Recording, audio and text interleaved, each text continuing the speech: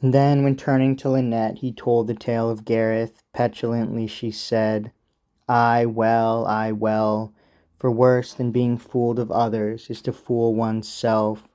A cave, Sir Launcelot, is hard by, with meats and drinks, and forage for the horse, and flint for fire. But all about it flies a honeysuckle. Seek till we find. And when they sought and found, Sir Gareth drank and ate, and all his life passed into sleep, on whom the maiden gazed.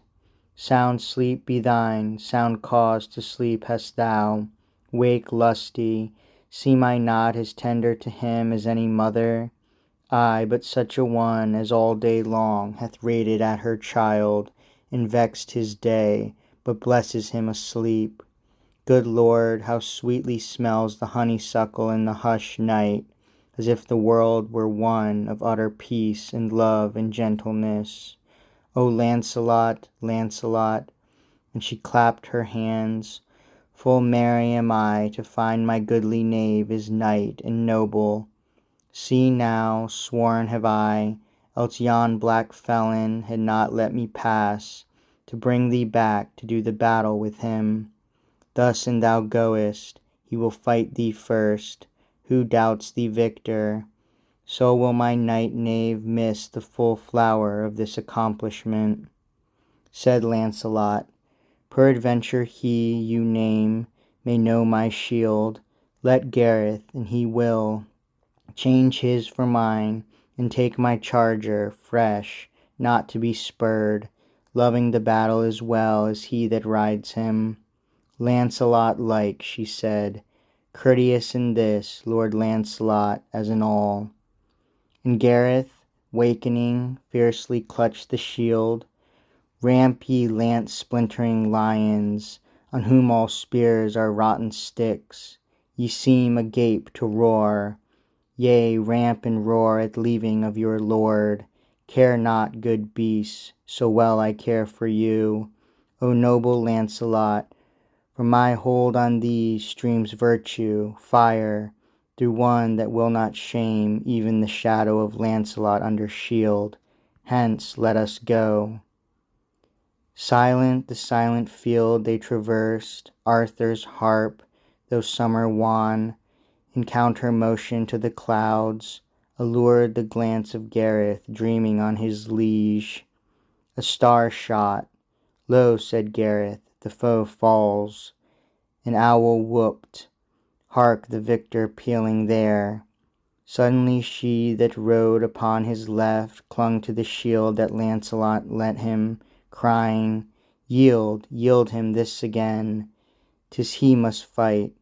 I curse the tongue that all through yesterday reviled thee, and hath wrought on Launcelot now to lend thee horse and shield. Wonders ye have done, miracles ye cannot. Here is glory, and now, in having flung the three, I see thee maimed, mangled. I swear thou canst not fling the fourth. And wherefore, damsel? Tell me all ye know. You cannot scare me, nor rough face or voice, brute bulk of limb, or boundless savagery appall me from the quest.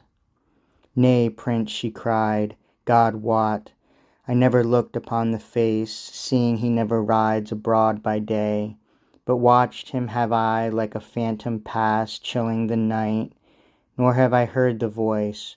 Always he made his mouthpiece of a page who came and went, and still reported him as closing in himself the strength of 10, and when his anger tear him, massacring man, woman, lad, and girl, yea, the soft babe, some hold that he hath swallowed infant flesh, monster. O prince, I went for Launcelot first, the quest is Launcelot's, give him back the shield. Said Gareth, laughing, and he fight for this, belike he wins it as the better man, thus and not else. But Launcelot on him urged all the devisings of their chivalry, when one might meet a mightier than himself, how best to manage horse, lance, sword, and shield, and so fill up the gap where force might fail with skill and fineness. Instant were his words. Then Gareth, here be rules, I know but one, to dash against mine enemy and win. Yet have I seen thee victor in the joust, and seen thy way. Heaven help thee, sighed Lynette.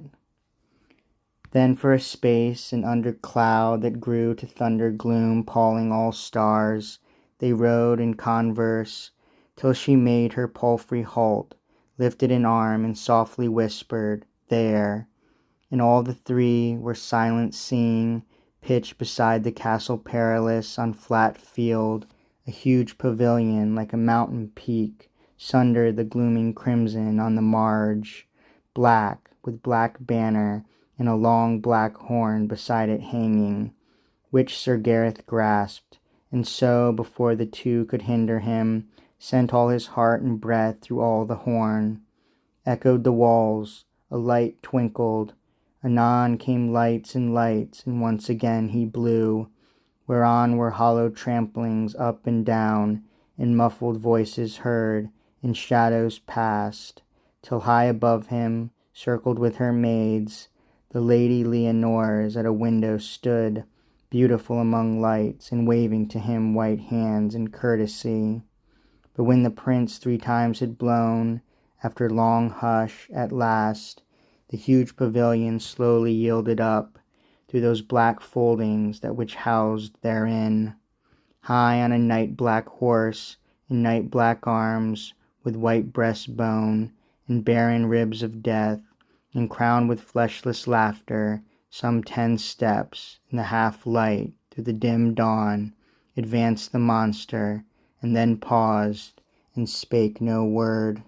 But Gareth spake, and all indignantly, Fool, for thou hast, men say, the strength of 10, canst thou not trust the limbs thy God hath given, but must, to make the terror of thee more, trick thyself out in ghastly imageries of that which life hath done with, and the clod, less dull than thou, will hide with mantling flowers as if for pity.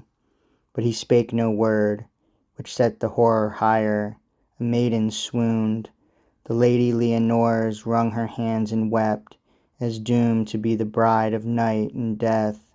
Sir Gareth's head prickled beneath his helm, and even Sir Launcelot through his warm blood felt ice strike, and all that marked him were aghast. At once Sir Launcelot's charger fiercely neighed, and death's dark war-horse bounded forward with him. Then those that did not blink the terror saw that death was cast to ground, and slowly rose. But with one stroke Sir Gareth split the skull, half fell to right and half to left, and lay. Then with a stronger buffet he clove the helm, as thoroughly as the skull. And out from this issued the bright face of a blooming boy, fresh as a flower new born, and crying, Knight, slay me not, my 3 brethren bade me do it, to make a horror all about the house, and stay the world from Lady Leonores. They never dreamed the passes would be passed. Answered Sir Gareth graciously to one not many a moon his younger, My fair child, what madness made thee challenge the chief knight of Arthur's hall? Fair sir, they bade me do it. They hate the king and Launcelot, the king's friend. They hope to slay him somewhere on the stream. They never dreamed the passes could be passed. Then sprang the happier day from underground, and Lady Leonores in her house would dance and revel in song, made merry over death, as being after all their foolish fears and horrors only proven a blooming boy. So large mirth lived, and Gareth won the quest. And he that told the tale in older times says that Sir Gareth wedded Leonores, but he that told it later says Lynette.